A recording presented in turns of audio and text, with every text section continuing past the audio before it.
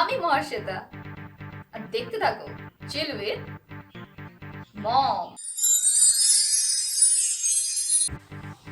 আমাদের যে basic mistake হলো সান প্রোটেকশন।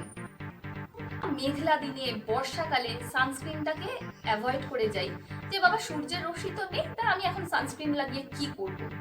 একদম না। আমরা হয়তো সূর্যকে দেখতে পাচ্ছি না, কিন্তু সূর্য তো আছেই এবং তার রশ্মিও আছে। অবশ্যই সানস্ক্রিন ইউজ করতে হবে, মেঘলা দিনেও বর্ষাকালেও। চেষ্টা করো অন্তত পক্ষে SPF 30 যুক্ত সানস্ক্রিন ইউজ করতে। মোটামুটি সানস্ক্রিন ইউজ করার সময় 1 টিস্পুন মতো সানস্ক্রিন ইউজ করতে হয়।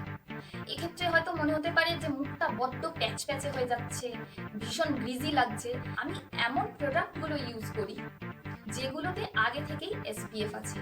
যেমন আমি কোনো ময়শ্চারাইজার ইউজ করলাম, সেটা SPF আছে। আমি কোনো লিপ বাম ইউজ করছি, সেটাও SPF যুক্ত। তাহলে আমাকে একবারে অনেকটা সানস্ক্রিন মুখে লাগাতে হয় না। আমি প্রত্যেকটা প্রোডাক্টের সাথে অল্প অল্প করে সানস্ক্রিন আমার স্কিনে অ্যাবজর্ব করাতে পারি। আমরা ভেবে থাকি যে যখন আমরা বাইরে বেরোবো, রোদে যাব, তার আগে আমরা সানস্ক্রিন ইউজ করব। এর ফলে হয় কি, আমাদের স্কিন আরো বেশি ড্যামেজ হতে শুরু করে।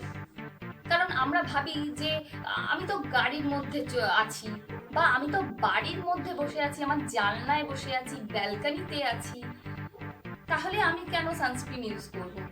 একদম না। তখনও কিন্তু সূর্যের রশ্মি আমাদের স্কিনে এসে পড়ে এবং অনেক বেশি পড়ে। ইভেন এটা যদি তুমি গাড়ির মধ্যে থাকো তাহলেও। আর এই সূর্যের ক্ষতিকারক রশ্মি কিন্তু আমাদের স্কিন এজিং আর স্কিন ড্যামেজিং এর সবচেয়ে বড় কারণ।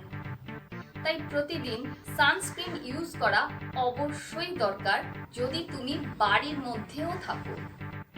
ক্যাচ মি অন ইনস্টাগ্রাম, আর আমাকে জানাও তোমাদের experience in the comment section below.